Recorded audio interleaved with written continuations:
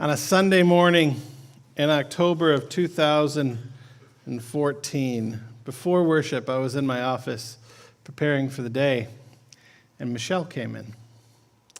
And Michelle came in and told me that she was pregnant.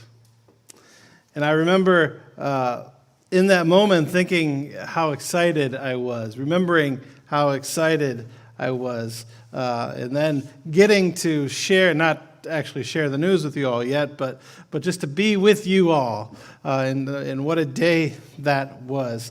She was pregnant with Caroline, our daughter, and over the course of the next 8 months, that's a long time to wait. If you've ever had a kid, when you first find out you're pregnant to the time the child is born, that is a long time. It's time to get excited, though, and you look and you buy stuff. You go out and you buy stuff, and you look at stuff that you will hope to buy or that you might not need, and you go around and you look at what the top names for the year are, right? And then you try and figure out, does anybody know what the top male name for 2018 is? Jackson. Which I would thought of Jackson, Maine from A Star Is Born. So I thought, well, of course, because Bradley Cooper. But you just get really excited. But also, you get anxious. You start to ask yourself 1,000 different questions. You ask yourself all these different questions. First, will it be a boy or a girl? And we find out we're having a girl. Say, well, will she be healthy? Who will she look like? You ask all these questions about your coming child, but then you ask yourself questions. Will I be a good father? Will I be able to take care of her? Am I ready to be a good father? I don't think those questions ever stop. Last Friday, I'm sure you've all heard the story, I woke up and I felt like I was having indigestion. Like I was having a heartburn. And I just thought, it'll go away. And the day started to go by and it just didn't go away. So I decided to go to an urgent care here in Southlake because I didn't want to go to the hospital and spend all that money for them to tell me, you're fine, go home. And I went to the urgent care, and they did this test, and they said, well, you need to go to the hospital right away.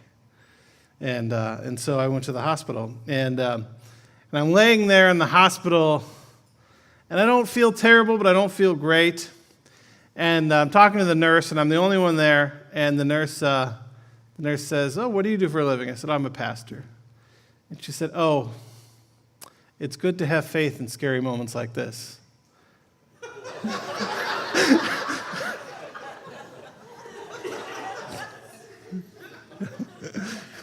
And I'm like,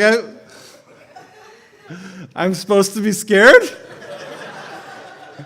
What's going on? But then, after she said that, I became scared. Right? But scared in a different way. 10 years ago, if I heard that, I'd be, but I've never seen the Lions win the Super Bowl. Right? But now but my wife and daughter, what will happen to them if something happens to me?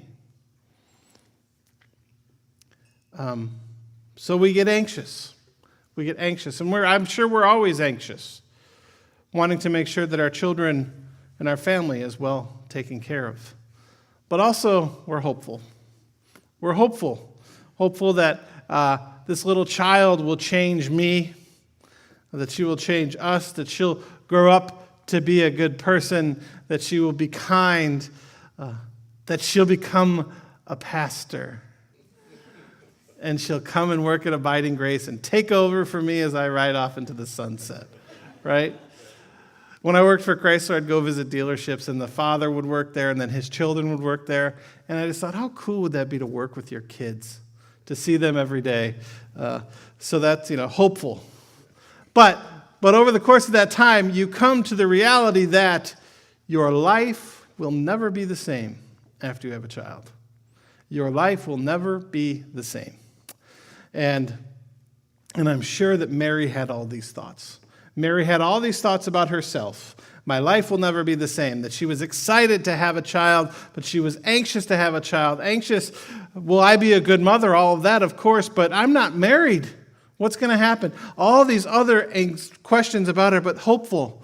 Hopeful that being a mother, having a child will change me. Having a child will make a huge difference.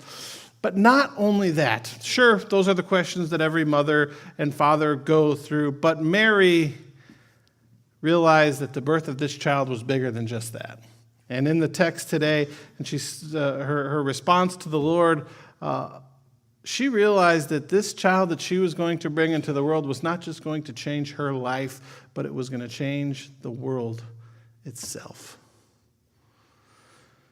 As a Jewish girl, she grew up hearing the promise of a coming Messiah, hearing the promise of the prophets. And thank you for singing that today. Behold, he comes. This idea that an entire nation has been waiting for this moment, all the way back to Abraham. For thousands of years, an entire nation has been waiting for the Messiah to come and to hear the words that the Messiah is coming, and it is the child coming from your womb. My life is going to change, but the world too is going to change. My son is going to turn the world upside down. The world would never be the same. Because of Jesus, when we look at our world today, we see differences. We see differences. Our way of life has never been the same and will never be the same because of Jesus. Jesus came and taught us a better way to live, a way of life that is better than the one that comes natural to us. But we don't always follow it.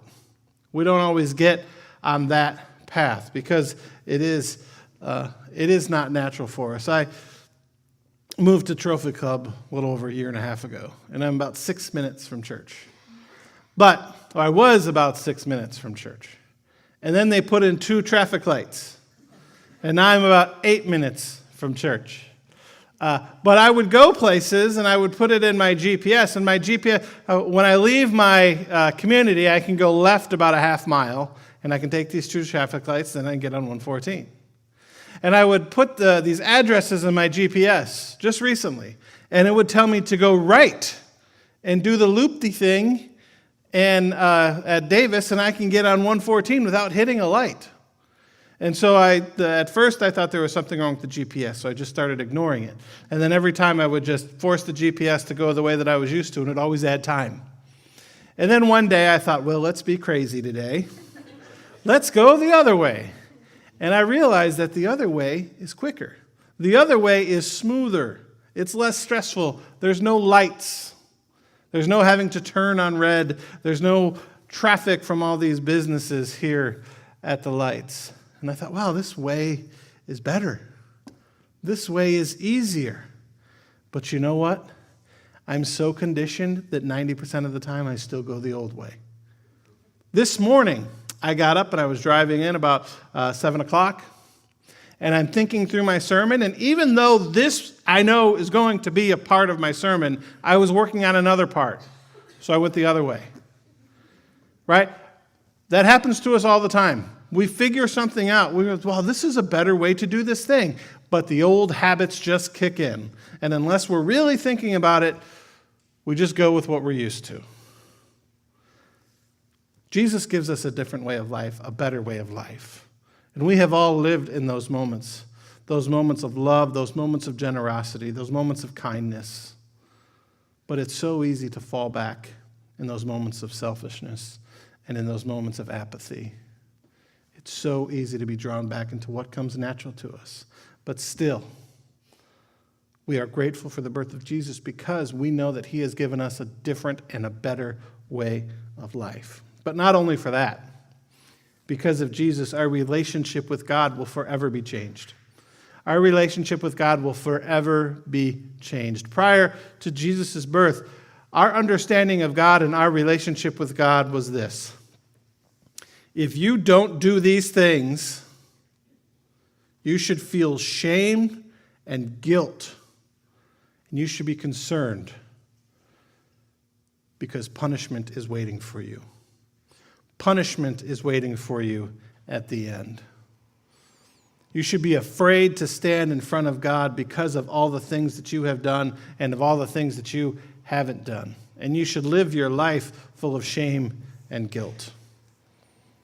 But because of Jesus, that has all changed. That is not how we understand God anymore. That is not how we have a relationship with God anymore. Our relationship with God is now this. Jesus died. Jesus did this thing on the cross. He died for you and for me and for all of us because we, each and every one of us, are loved. Because each and every one of us are loved. We should not feel shame. We should not feel guilt. We should feel loved. We should feel loved.